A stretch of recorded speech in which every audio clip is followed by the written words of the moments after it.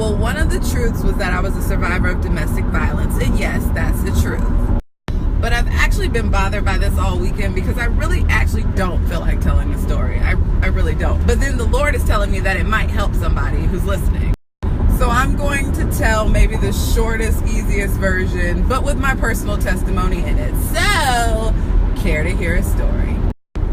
To begin with, this was my very first boyfriend out of high school. I didn't know anything. I was 18 years old. He was older than me, and I adored the ground he walked on. We had a great relationship. He was a dog. He cheated on me all the time. But we had a great relationship. Because when he wasn't cheating on me, he was a really great boyfriend. He was really great. So anyway, about a year and a half into our relationship, I found out about this girl he was talking to, and I got mad, and I actually hit him first. Punched him in the nuts. It was the most action-reaction, because as soon as I punched him in the nuts, he slapped me in my fucking face and looked at me like, bitch, try it. So I always thought, well, that was my fault. I shouldn't have hit him first, and I let it go. And nothing ever happened for quite some time. Fast forward a year or so.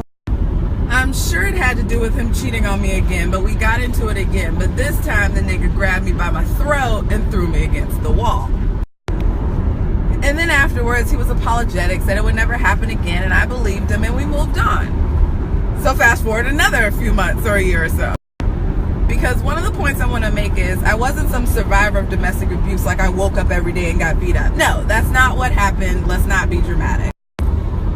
Because I can say that we dated for 7 years. We were together for 7 fucking stupid long years.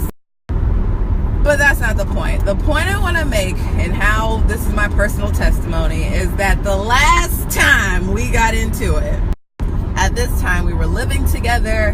And it was like War of the Roses. We were arguing all the time. It was the end of our relationship, right?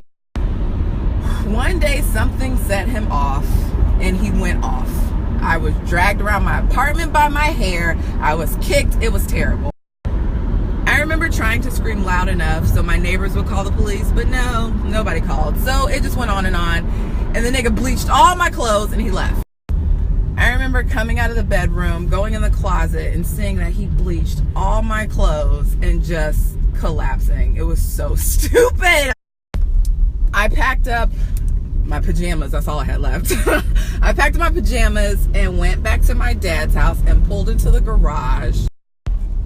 And I couldn't get out of the car. That moment of sitting in my dad's garage, and I'm not going to cry, but sitting in that garage was the lowest point of my life. I called a suicide hotline that night. Nobody ever knows that, but I did.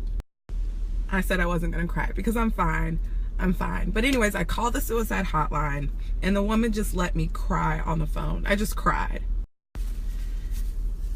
And it wasn't because I wanted to kill myself, but it was because I felt so alone at that point. Like, I couldn't go tell my dad.